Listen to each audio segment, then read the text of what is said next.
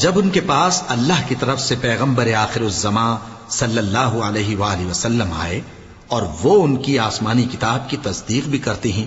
تو جن لوگوں کو کتاب دی گئی تھی ان میں سے ایک جماعت نے اللہ کی کتاب کو پیٹ پیچھے پھینک دیا، گویا وہ جانتے ہی نہیں، اور ان چیزوں کے پیچھے لگ گئے جو سلیمان کے عہد سلطنت میں شیاطین پڑھا کرتے تھے۔ اور سلیمان نے مطلق کفر کی بات نہیں کی، بلکہ شیطان ہی کفر کرتے تھے کہ لوگوں کو جادو سکھاتے تھے،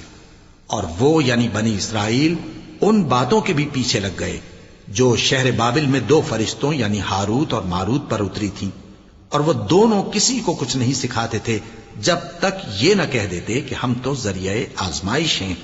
تم کفر میں نہ پڑو۔ غرض لوگ ان سے وہ چیز سیکھتے جس سے میاں بیوی میں جدائی ڈال دیں، اور اللہ کے حکم کے سوا وہ اس چیز سے کسی کا کچھ بھی نہیں بگاڑ سکتے تھے، اور کچھ ایسے منتر سیکھتے جو ان کو نقصان ہی پہنچاتے اور فائدہ کچھ نہ دیتے، اور وہ جانتے تھے کہ جو شخص ایسی چیزوں یعنی سحر اور منتر وغیرہ کا خریدار ہوگا اس کا آخرت میں کچھ حصہ نہیں،